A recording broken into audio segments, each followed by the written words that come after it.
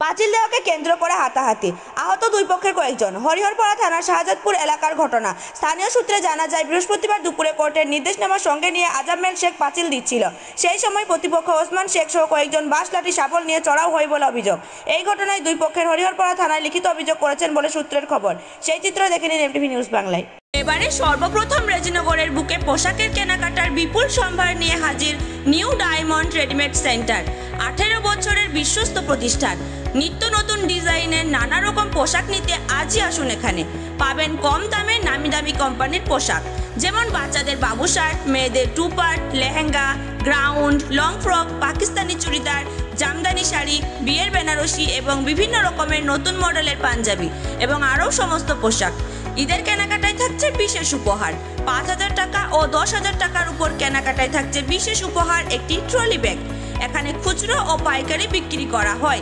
যোগাযোগ নাম্বার 9733815583। যোগাযোগের ঠিকানা new diamond readymade centre, Rejinagar Madhyabazar, জল ট্যাঙ্কির কাছে, রেজিনগর, মুর্শিদাবাদ। বলছে যে আমার শ্বশুর বাড়িতে ওখানে ঝামেলা আছে। ঝামেলা ওই জায়গা নেই, পাঁচিল দিচ্ছে, ওরা পাঁচিল দিবে না। আর আমার শ্বশুরা অর্ডার বার করে পাঁচিল দিচ্ছে। কোথা থেকে অর্ডার বার করে? ওই উকিলের কাছে ই করে, কোর্ট থেকে। তারপর কি করছিলেন? কোর্ট থেকে তারপরে ঘর দিয়ে ওরা পাঁচিল বলছে কি পাঁচিল দিতে দিব না, ভাঙ, এসব ঝামেলা ওখানে হয়েছে। দিয়ে আমাকে একটা মেয়ে এসে বলছে কি তোমার শ্বশুর শাশুড়ি দেখে দেখে সব মেরে ফেললো, যাও ও দেখো ভাঙচুর করে ফেললো, ঘর বাড়ি সব ভেঙে চুরি ই করে দিল, মুরগির খাঁচা, গোয়াল ঘর, ছাগলের ঘর ভেঙে চুরি এক করে ফেললো। দিয়ে আমি ছুটি যেই ই করছে, আমি বলছি যে তোমরা ভাঙছো কেন, একটা তো কোনো একটা আছে, ভাঙার কি দরকার, তাই বলছি। দিয়ে আমাকে গাল দিচ্ছে, এই শালির বিটি, শালি খানকি বিটি ধর, তাই বলে আমাকে উসমান মারলো প্রথমে লাঠি দি, আর ওই মধু মারলো শাবল দি মেরে খাম করে দিছে, আর লাঠি দি মেরে এখানে করে দিছে, একই যাবে তো। শাবল আর লাঠি দিয়ে মেরেছে আপনাকে? হ্যাঁ। কজন মেরেছে? দুজনে মেরেছে। আর ওই নাসি বলছে কি ধরে সব লাশ বানিয়ে দে।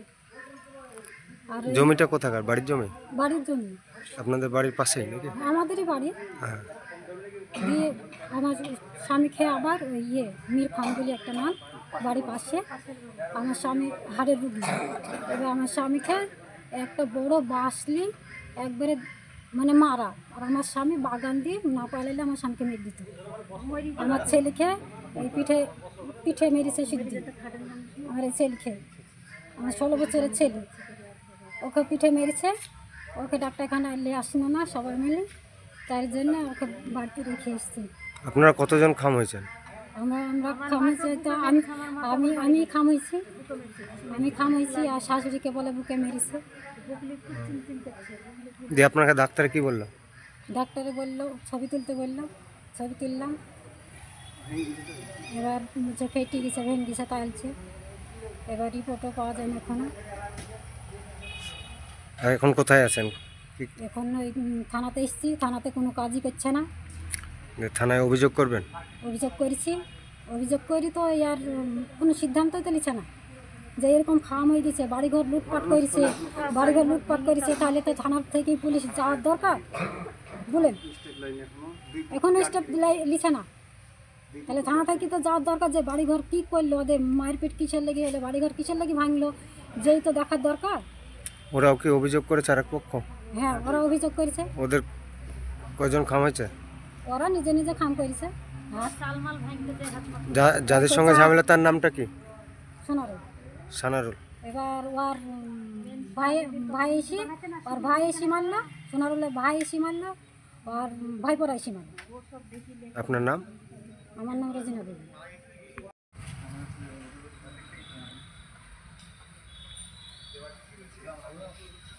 কাপড়ে পায়ে টায়ে সব রক্ততে ভর্তি হয়ে যাওয়ার পরে বুঝতে পারছি যে আমার হাত কেটেছে।